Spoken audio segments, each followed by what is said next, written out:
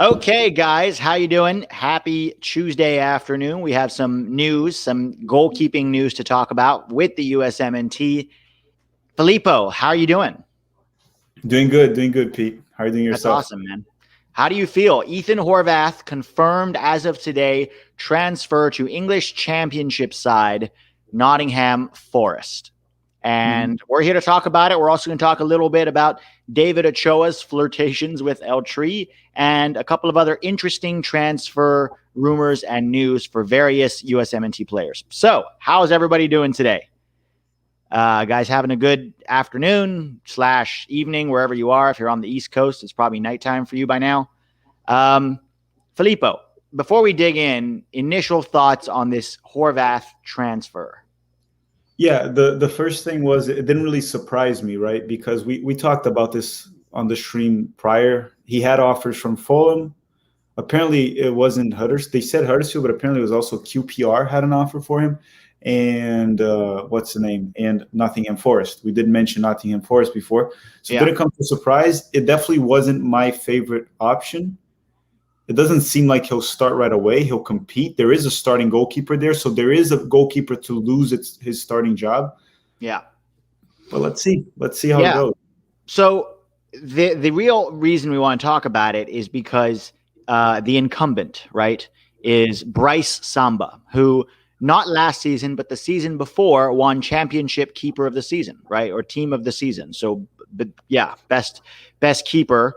Apparently was a little inconsistent last season, if I'm reading the news. Now, I haven't watched Nottingham Forest play, so I'm not saying for sure I know this, but based on some of the news I've read, this is an article, I'll probably put it in the link after this, but an article from HITC saying, this was from back in March, report shares Houghton's top transfer priority for Nottingham Forest, 26-year-old at risk. So the 26-year-old they're talking about is Bryce Samba. Nottingham Forest want to sign a goalkeeper in the summer transfer window following another Bryce Samba mistake in Saturday's draw with Reading, as reported by The Sun. The Congo-born shot stopper is one of the championship's most eye-catching goalkeepers in 1920, so perhaps it was inevitable a drop-off would occur at some point. However, while the odd mistake is forgivable, a series of costly blunders isn't. Samba's latest howler, as Yuku Mete's shot flew through him and into the Forest net on Saturday, may not be the straw that broke the camel's back, but the poor dromedary is suffering a nasty case of lumbago. The former Cannes keeper was also blamed for Ismaila Sarr's winner in the 1-0 defeat at Watford a few weeks ago. And then according to this, they're looking for a new goalkeeper. It looks like they found that goalkeeper, right? The question for us is it a good move if he doesn't start? Because it sounds like he's there to put pressure on Samba, but he hasn't been guaranteed the number one, right? For me, I don't know how to feel about it because I have a hard time believing, Filippo, that Ethan Horvath would be willing to go sit on the bench at another club after doing that at Bruges for 2 years. But at the same time, have they said to him, you're the number one, or have they just said to him, you're equal with Bryce Samba and you guys fight it out in preseason for the number one spot? What do you think? I'm assuming to a bare minimum, they promised him, look, Samba's not locked in as our starter. It's probably our number one option until you prove us that you could be that. But he's definitely not coming in. There's certain situations where a player arrives in a club and he's the clear starter for that position. I don't think it's Horvath's case. So if Horvath gets there and he doesn't start and he's the bench keeper, then that's no better than being at Bruges, right? That's just the truth. That's probably worse. Huh? Probably worse. Probably worse because at least Bruges had some Champions League games, But there's a lot of unknowns right now. I do think that on one, as Preston Croshaw says here, Horvath will need to fight for minutes. Good. This is Europe. Nothing is guaranteed to you, right? You have to go, and he has to outperform Samba in preseason and say, this is my job. So I think that's good for him. On the other hand, Chris Houghton, old English manager, they have specific ideas about American players. So maybe there's some bias there. Maybe not. We'll see. They brought him in. They probably rate him. I hope he can claim that number one spot. Because if he doesn't, then and Zach Steffen stays at Man City for another season, then our goalkeeping options are not too good looking at this point if he doesn't win that number one spot in the championship. Mm-hmm. Yeah, hopefully he made the right decision there. That's all I have to say, because we'll talk about this later in the stream when we mention Ochoa, but we're not clear on the goalkeeping position. Zach Steffen is not clear. He's our starter right now, yeah, but he's not clear. We still have doubts there. So yeah, there's doubts about Steffen, and another year on the bench at Man City, I'm not sure it would be a good thing for Steffen and for his USMNT hopes, because although Pep Guardiola says he improved this last season, I didn't see that. I saw a Steffen that became more inconsistent, So I don't know. And then, we saw Matt Turner the other night, for example, good shot stopper, still some question marks about his distribution, right? So no, this goalkeeper position is like our striker position. It's not set in stone. There is no clear number one right now. If Ethan Horvath can make this, like he can win the starting job in goal for Forest, then yeah, he's probably going to be our number one based on his Nations League performances, based on, good performances playing week in and week out, unlike Steffen, who will be sitting on the bench. Yeah, and that's probably going to lead to the next topic, right, of David Ochoa. Yeah. So, guys, we are cautiously optimistic about the move. That's how we're going to, look at it, because we think he has a good shot to be the number one there. But the only way we'll know for sure is when the season starts and we see how, things play out. Preston Croshaw says he is good enough to be number one. He believes in himself. I agree. He's good enough to be number one. Yeah, the thing is, we're not going to be like a lot of the Jamaicans that overhyped Ravel Morrison unemployed. At least Ethan Horvath now is employed. Yeah. Ravel Morrison still doesn't have a club. Still doesn't have a club. But they won 2-0 last night over Suriname, right? Yeah, they got 2 early goals. And overall, the game, apparently from what I heard, it was fairly balanced. They were more efficient. Yeah. So, guys, like I said, cautiously optimistic about Ethan Horvath's move. Congratulations to him. We'll just have to track him as the season goes on and see how he does. This then leads us into our next topic, David Ochoa. As you guys know, we talked about this, I think, in the last stream. Training with El Tri over the last week. Had a good time. Posted something on his Instagram this morning about being a Mexican American, having brown pride, and how excited he was to be a part of it. So are we going to lose him, right? The panic, the freak out on Twitter. Oh no, are we actually going to lose David Ochoa? Filippo, what do you think? Honestly, I think we are. I think we're going to lose him. I think so. Yeah. A lot of the dual nationals, and I haven't heard it from David Ochoa. Okay, I haven't talked to David Ochoa, so I haven't heard from him. I heard it from other dual nationals. Obviously, some of you can take a guess based off people I had in the channel, based off people I know, and a lot of them are frustrated with the program. They never were clear in regards to what. I don't know if it's communication. I don't know if it's where.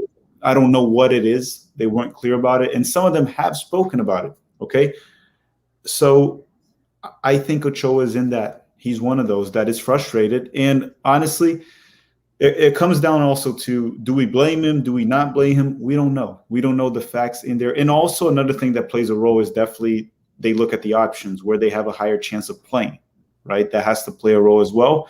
And L3 is aging. The U.S. men's national team is young. That has to play a role as well. And I don't want to be one of those guys that says he's not good enough for us. We got something better. A lot of people said this about a couple players, which is, we don't know. These guys are young, so they could be one day.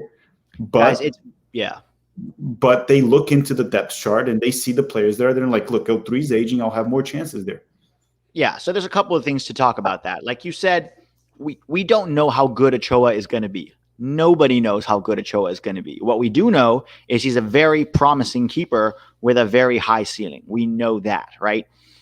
So at 20 years old, with 10 professional games under his belt, to say we don't need him, he's not good enough, it's just arrogant in my opinion, because we don't know, especially because, like I said, Zach Steffen, Ethan Horvath, Matt Turner all have some good, some bad. nothing is set in stone with the goalkeeping national team pool. All right. And this guy's only 20. He could be, by 2026, he could be the best goalkeeper in, North America for all we know. And if he's playing for El Tri, that's our handicap, right? So I don't think we should be saying that. Secondly, remember after Musa committed to playing for the US, he said one of the things that helped him to commit was seeing all the social media love, right? So as David Ochoa, Filippo, is making this decision, if he goes online and he sees all these people say, who needs him? He's not that good anyways. He can go. We don't care. Is that going to help the USMNT's case or hurt it? No, these guys are humans at the end of the day, right? And I think us as fans, we do need to criticize players when criticism is due. We need to compliment players when compliments are due. And one thing we should do is, because David Ochoa made the option of going to L3 camp and everything, we should show even more USA love and try to keep the player with us. We don't know how good this guy can be. What if one day he becomes a world-class goalkeeper? Do you want to lose that? Do you want to have to face that every time we play Mexico too? No. Like, we're not just going to lose him. He's going to play for our biggest rival, like that's not something you want to. And guys, there is a war, okay? And some people might not be comfortable with this lexicon, but there is a war going on right now for the best Mexican-American prospects. Most of them are in the United States, okay? And there is a war going on. And we, as the national team, and even as fans of the national team, have to do everything that we can in order to win the best players.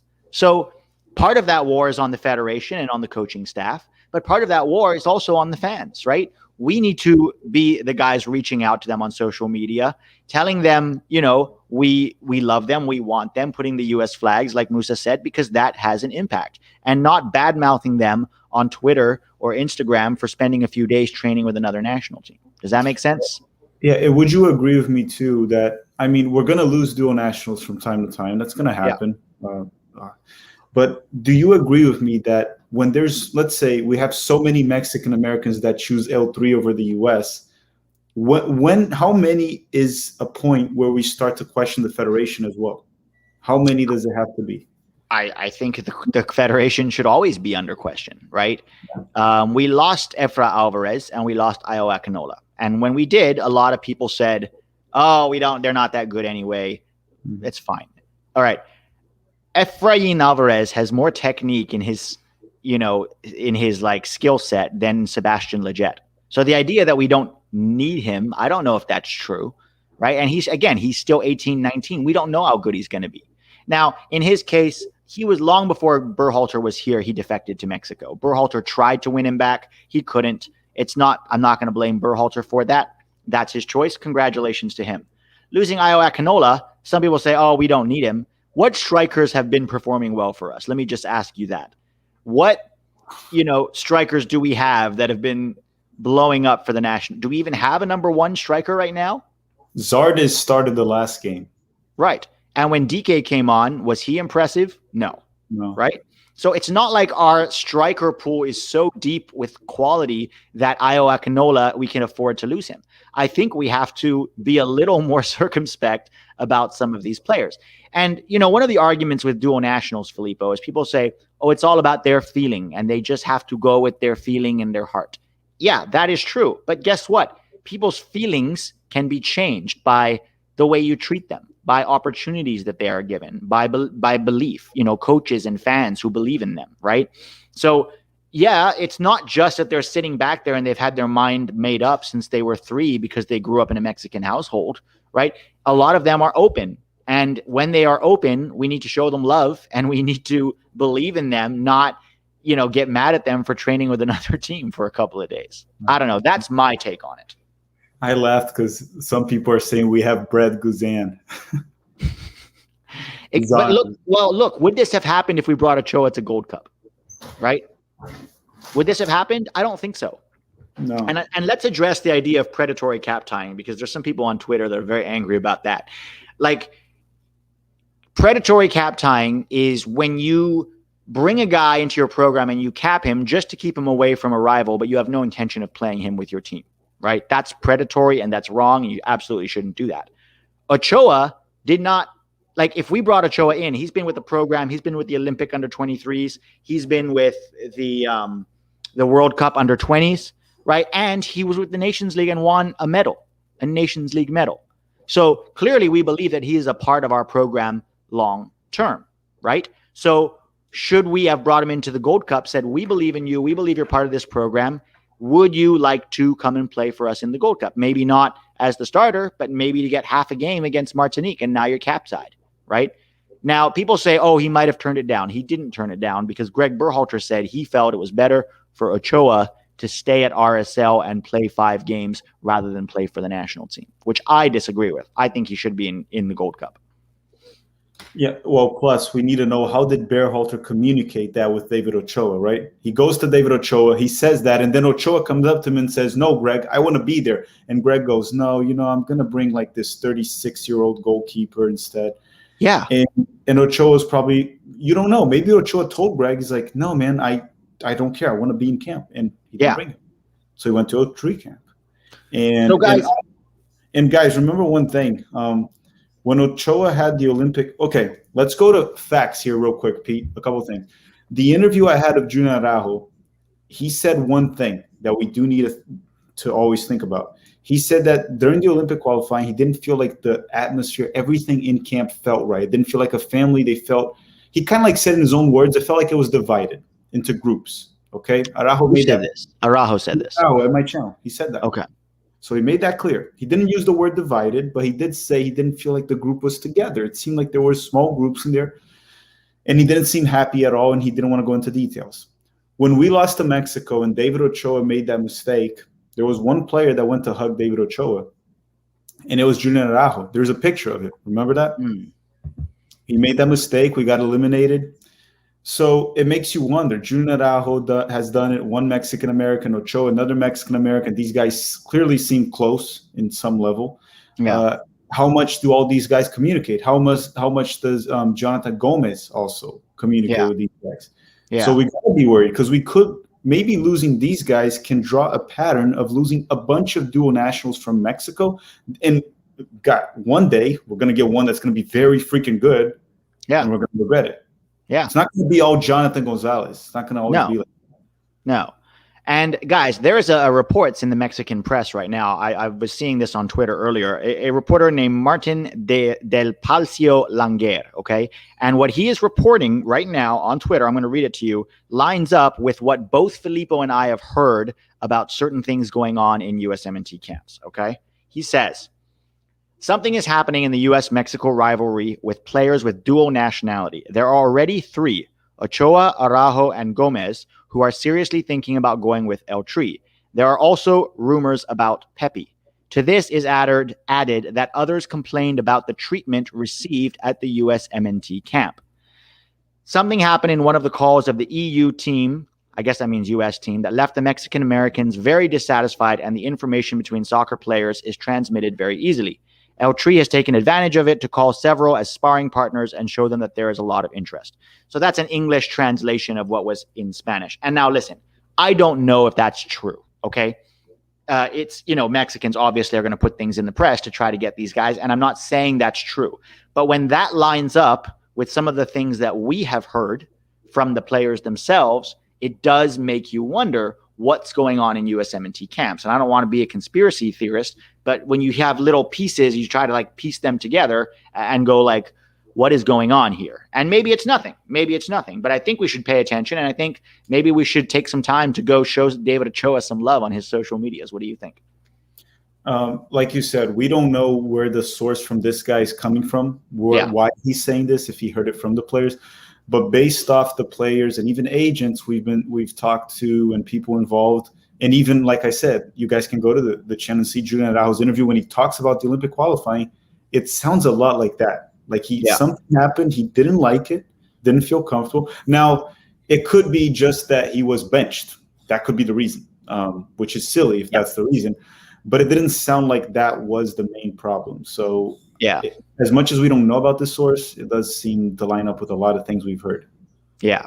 So guys, nothing has been decided, okay? I don't want anybody to freak out. Nothing has been decided. What we need to do, though, is just keep showing love to our dual nationals, not just our dual nationals, to all of our players. Show them some love on social media. Tell them that you love them. Tell them you want them to be with us, because as Yunus Musa said to us, that matters. And the ones we lose, we're going to lose. But we have to fight for every single one of them. That's how I see it. And the fans play a major role in that. Okay? I don't know what Jose Hernandez is saying here. Ledesma is trying to contact Tata for a men's national team chance. Jose, do you have a source on that you can give us, or is that just a random thought? Give me a source if you want us to take that seriously, because Ledesma's been with the men's national team for a long time. Okay, yes, we're going to talk about some other transfers. We have two interesting transfer news coming in. One of them is, like Scott says, Jonathan Goesz to Real Sociedad. I like it. I think that Goesz needs to get out of USL. I think he's too good for USL. You know, and Spain is a great place for developing technical players. Look at Shaquille Moore last night, right? In Spain, they value technique. So I would love this move. I don't think it's confirmed, but I would love this move. Filippo, what are your thoughts on this move? Yeah, I'm happy with Jonathan Goesz going to any top 5 league at this age. Whether he'll play or not right away, it doesn't matter. We want him to be there, get some minutes, and he's just 18. So if he only starts to play in 2 seasons, fine. If he gets a loan, that's fine. I'm much happy with him going. Now, we do need to know how good this kid actually is, too. We've been seeing him in USL. So yeah, that's putting not good performances in USL is not real. So if you do that, you can move up to a higher level. But we don't know how good he is until he goes to a higher level. I agree. It's a test for him. And also it's a place for him to develop, right? And to push himself and to compare himself against good teams in La Liga, right? S27 says, forget about Ochoa and focus on locking up Balogun. Look, we can't forget about anybody, right? We have to be constantly contacting, believing in, showing love to all of our dual nationals and all of our players, right? Not getting mad at them for juggling a ball over a fish unnecessarily. Yeah, so that's one of the rumors, is Jonathan Goesz to Sociedad. Stamp of endorsement from both Pete and Filippo. We think that would be great. Hopefully it happens, right? Especially because left back is a position that's weak for us, right? The other one is Chris Mueller. And you're an Orlando City fan. Chris Mueller to Belgium. Thoughts on this, Filippo? Yeah, I think so Chris Mueller has been playing well for Orlando lately, scoring goals. I think it's time for him to move. To get that challenge and see if he can work in Europe. And we talked about this on how a lot of the players from Europe, even when they're technically limited, they're not that good. When they stay in Europe for long enough, they become effective for the men's national team. So we can go on through quick examples here. DeAndre Yedlin, not the most technically gifted player, nothing special. But when he went to Europe and he's been there for so long, in Premier League, Turkish League, he's been playing in a high level against tough teams. We saw it against L3. The guy showed up to play. Despite his limitations, he was quite impressive that game. It was pretty good for us. It was important. Shaq Moore plays in La Liga too. He was our best player in the first game. So I think it can only do well for him. And if he doesn't work in Europe, then he's probably not USMNT material nowadays. Yeah, exactly. And so we're very high on – I thought Chris Mueller should have been in this Gold Cup, right? But if he gets to Belgium – that's good for him. That's good for the U.S. men's national team. It's good for Orlando. They make money off of the sale. It's good for everybody. It's good for the player, the national team, and the club. Martel Tavares Osoria. Why are we losing Mex American? Give me your best 11. Oh boy. You like best 11 of dual nationals or best 11 of Mexican Americans? I don't know. Yeah, not sure what you mean by that. It'll take a while. Put it in the chat if you mean best dual national 11 or best Mexican American 11 or like team starters for the senior national team. Gotta just clarify that for me. Okay. So Louisville City FC. I said it right? It's Louisville. So they just made an official announcement about Jonathan Goesz. So they did? Yeah, I'm going to read it out for everyone. This is from the club. It's not me. They literally released it like 20 minutes ago. We are thrilled that Jonathan Goesz, a talent well beyond his years, is in conversations to join a prestigious European club after our 2021 season. That said, team reported of his Lou City contract also served as a learning moment for our club and are among the reasons why in recent months we have been reevaluating oversight of football moving forward. I don't know what that means, that part. That's I don't like know if we're talking about his contract. I don't know, but he's leaving. His contract expires. So they said he's leaving, but did they say when? At the end of the season. The season ends in November, so he'll leave in January. So January he'll be there. Okay. So that's a good time for him. 6 months, to get acclimated to Real Sociedad. And then he's got 6 months of the new season to impress to try to get to Qatar. Right. Yeah. Did we get that clarification from Martel Tavares? Not yet. I'm looking here in the chat. Oh, best 11 overall, Martel. Okay. I mean, my best 11 right now is pretty straightforward.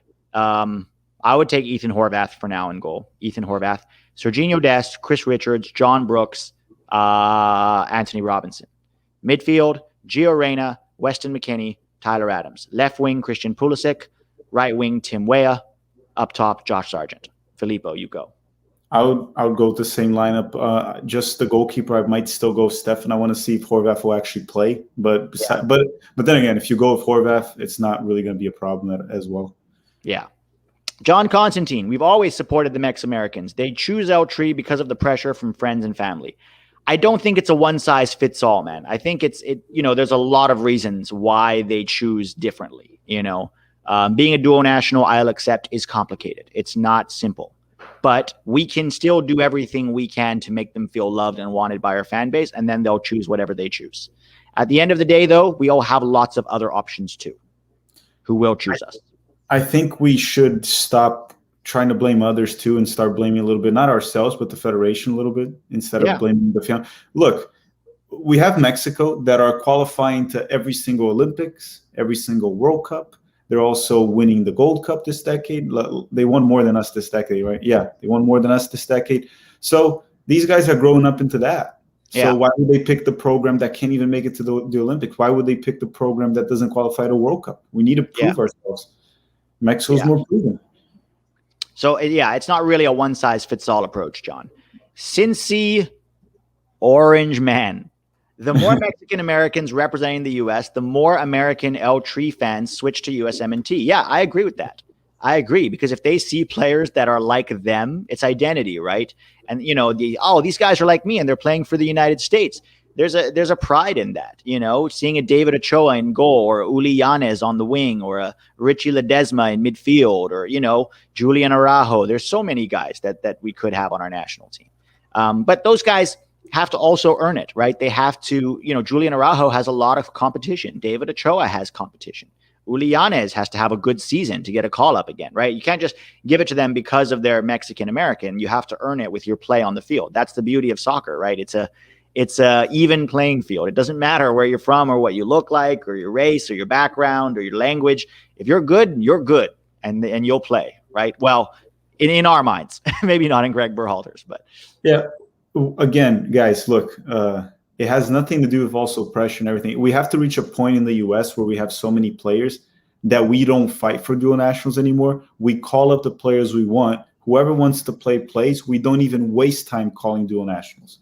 Whoever wants to play for it, but we haven't reached that point. We still need all the talents we can get, and we haven't reached that. Eventually, I think we will. Maybe not so in such a near future, but in a somewhat near future, because a lot of the countries in the world, can be Brazil, can be even like some big countries, like France, for example. They have a lot of dual nationals, right? France, for example. But they don't go calling the dual national. They just call the player up. They don't call them and try to convince them. It's like, do you want to be in the French national team? Good for you. You're here.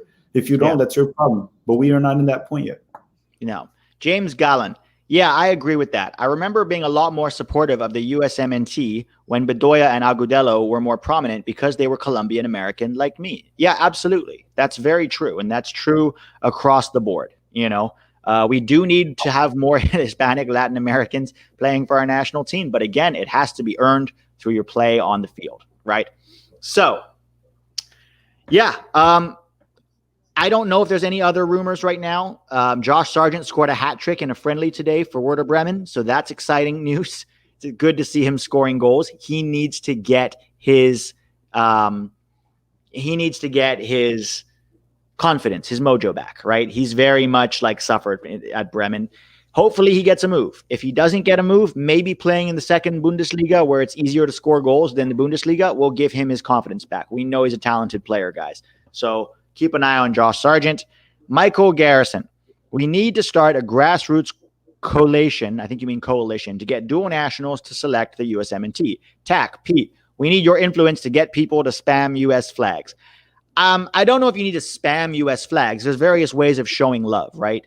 We believe in you. We love you. Head up, hang in there. There's lots of ways that you can show a player love. If you just spam them with flags, it sort of feels like you just want something from them. How about when we kind of like lose a player or a player goes to O3 camp, we don't go saying we didn't need you anyway? How about exactly? That? That's a good start. Yeah. Yeah. Very good start. We have to stick with these guys and believe in them. You have to remember too, there's tactics to this. Sometimes they accept a camp from another team in order to force the hand of the other team to play them more, Yeah. And guys, just to make one thing clear, because I saw here in the chat, me and Pete are not advocating for Mexican Americans in the national team. That's not what we're advocating for.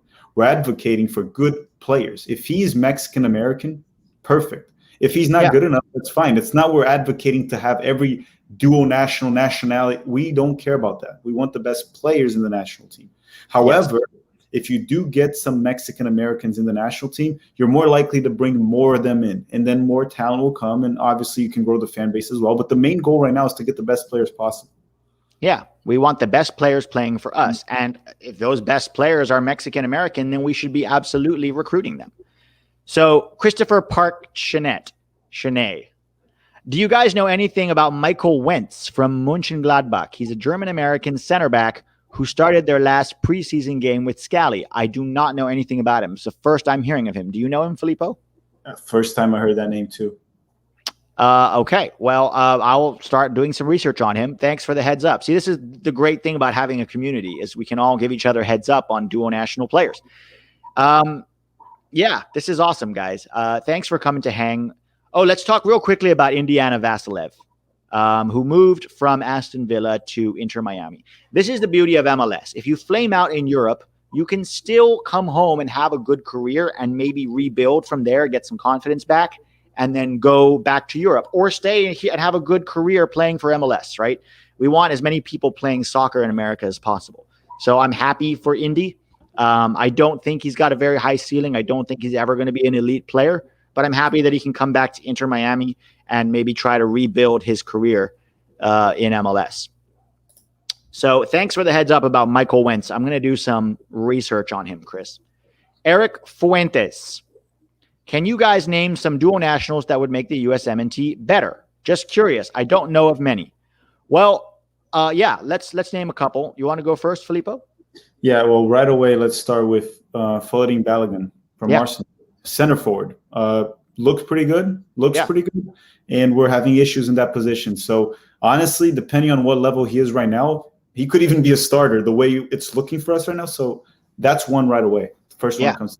And the English are full of forwards and attackers right now. So his chances of playing for England are very slim. Very slim. If Jadon Sancho and Marcus Rashford and Jack Grealish can't get on the field, can't start, I don't think Balogun has a lot of opportunities. I'm going to go with another striker, Malik Sanogo, who plays for Union Berlin's youth team. German-American, has represented the German youth teams, but is a dual national. Somebody that we should also be trying to recruit. Anyone else, Filippo? Brian Oko from RB Salzburg. So he's a 17 or 18-year-old for RB Salzburg. He was very good for their U20s, I believe. David Kerr talked about him quite a bit at your channel, actually. Yeah. When you had him here. And he seems pretty good. Very big center back, very technical. The problem with him is he's definitely more likely to play for Switzerland just based off his history. But he's a dual national that if we could get, I know we have Chris Richards and Brooks, but I mean, Brooks is not getting any younger, and we're going to need a replacement, and this guy could be one. That's another option. So Brian Oko is another one. Yeah, exactly. I'm going to go with Kevin Paredes. He's plays here in MLS, but he's left-footed and versatile. So he can play on the left wing. He can play as a left wing back, or as he's been very good for DC United this season, as a left back. So a position of real need for us. And I'm glad that he was in camp with Greg Berhalter. He's also a dual national, right? He was in camp for this Gold Cup. We probably should have brought him to the Gold Cup over a guy like Jonathan Lewis, in my opinion. But just my opinion. Any more? Want me to just like name a bunch and not talk much about him just so he knows? So Cade Cowell, Jonathan Gomez is another one that we could lose, a left back. Yeah. David Ochoa that we talked about is another one. Let me try to think in Europe right now. Kick Puri, that's in 20. Is another one. Justin Shea, right, is technically a dual national. I'm going to go with Moises Naiman. I think he's American, but he is still from an African country. Which country is it? Is he Liberia too? I think he's from Liberia. I'll bet you somebody in the chat knows where he's from, what his options are. Yeah, Liberia, you're right. Now, I think he's got a higher chance of playing for the U.S. He did just get his citizenship, by the way, so that's good news. Ricardo Pepi is a big one, guys. We can't afford. He's another striker that's been balling out in MLS this year. We don't want to lose him. Now, guys like Uli Yanez and Richie Ledesma are not cap tied either, right? Let's keep that in mind. We need to keep that in mind. They're both going through rough moments with injuries and other things. Let's show them some love too, guys. When they're really down, that's when you got to show them love. And Pete, would you agree that besides the right back position, there's really no other position in the U.S. men's national team that we are kind of like overloaded with options? No. We are not deep enough in any position to discard anybody. That's the truth. Yeah. That's just the truth. Conrad de la Fuente is not cap tied yet. Technically, he could still represent Spain, right? Isn't it Haiti? Haiti, yeah. Haiti. There's another guy at Inter Miami, Azcuna.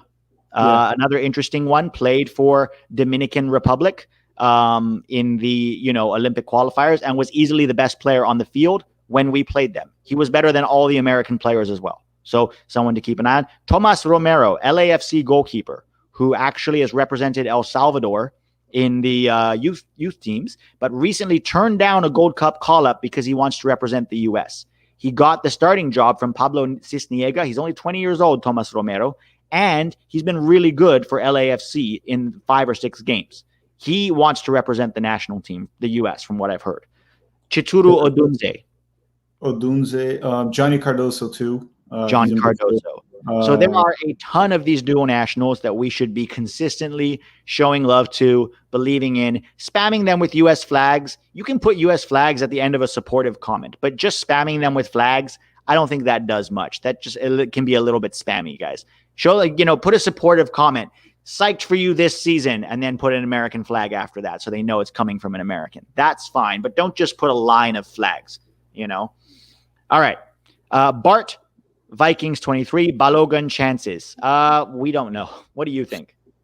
So there's positives and negatives. The positives for us, Peter already pointed out, England is stacked up top. That's not their weakness. And even Harry Kane, he's not very old. Harry Kane's still got a few years left.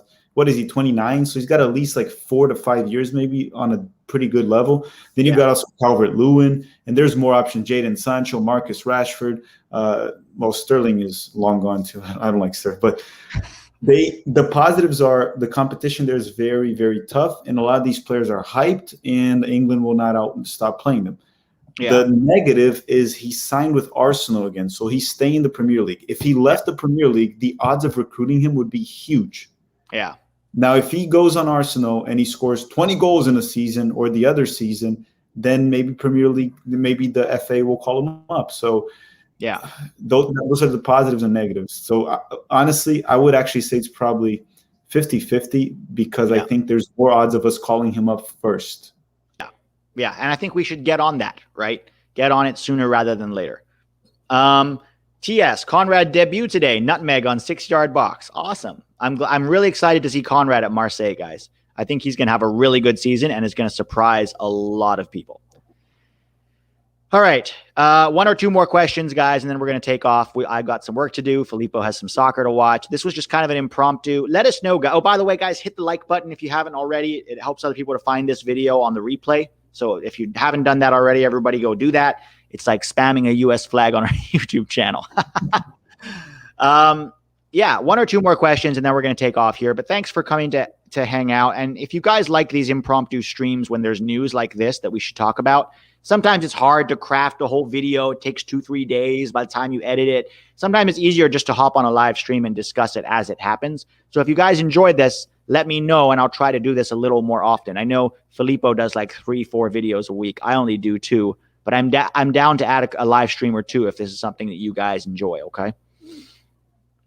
All right, talk more about Gold Cup and upcoming game with Martinique. Fair enough. Let's get a 3-5-2 going. Let's put Hoppy up top with DK. Let's give George Bello that left wing back spot. Shaquille Moore, right wing back, so he doesn't have to defend as much. Put James Sands in defense with Zimmerman and Robinson. And let's get Busio and Williamson into the midfield with Acosta. That's what I would do. Can we talk about one thing in regards to that too? The 3-5-2. I also agree that we have to go 3-5-2. We actually said that before the tournament. And if anyone doesn't believe it, just look at the videos. We did say it.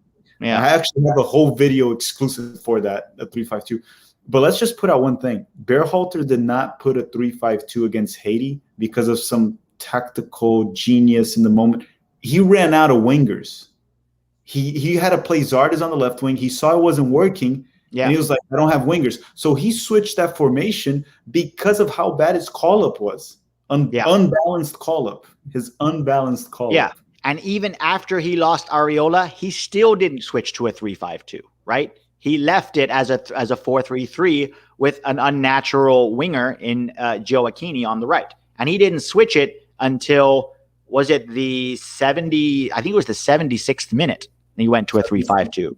So the last 14 minutes of the game. So lots to complain about. But guys, Martinique, whatever we play, there's no excuse. We have to thrash them. Okay. We cannot go and win 1-0 in Martinique. Canada, without their 2 best players, beat them 4-1, and without their starting goalkeeper and one of their better midfielders. So I don't think there's if we don't thrash Martinique, it'll be another real question mark game for me. 4-0 minimum should be my expectation, our expectation for that game. Martinique is not good, guys. Last one here, Ramirez.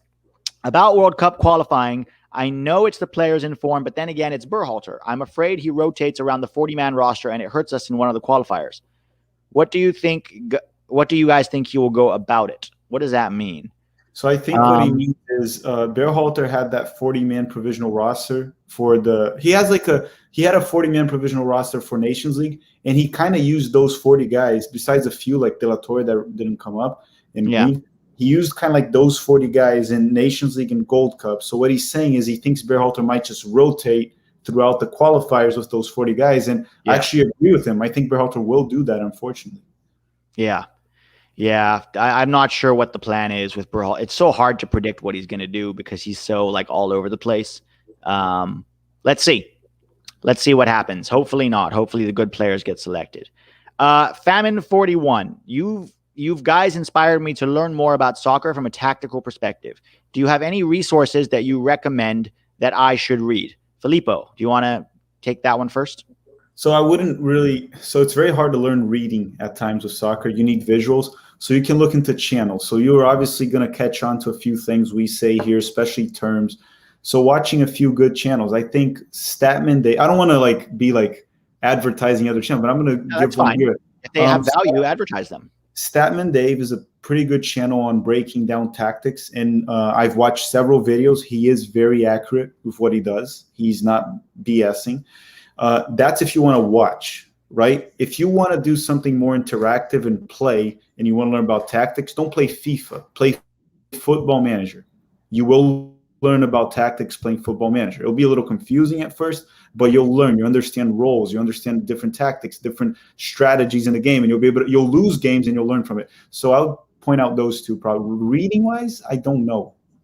Yeah, there are lots of good websites. I'm going to recommend reading wise a book called Inverting the Pyramid by Jonathan Wilson, and it's a book all about the history of tactics in the game and how they evolved over time, and it gives you a very good foundation for tactics and why they, how they came to be.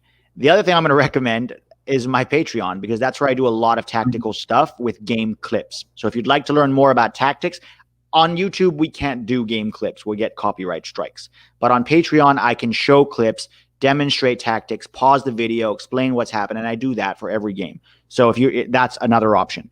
I also have a list on Patreon. I'm probably going to post it actually on Twitter as well. A list of books that you can read, like recommended soccer books that I enjoy. And maybe Filippo can add to that as well. There were, I don't know, people can look this up, but when I was back in Brazil and I started playing Football Manager and everything, there were people talking about how Jose Mourinho, Roma's coach now, legendary Jose Mourinho, he played a lot of Football Manager. I'm not joking. There were people talking about it. Yeah, and apparently that whole all or nothing thing, people spotted him playing. Like, he plays Football Manager. Okay. All right. Well, try your Football Manager. But yeah, that's a good idea. I'll try to put more information out about where to get good tactics, because you kind of caught me by surprise there.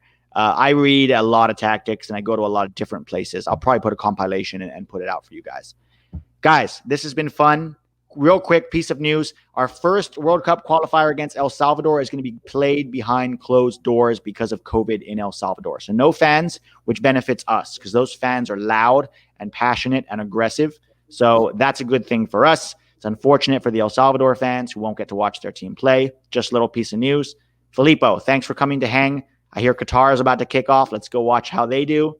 Everybody, thanks for hanging out. Don't forget to like the stream if you haven't. Comment your thoughts. And remember, go show some love to our dual nationals. You guys all have a good evening, okay? See you on Thursday.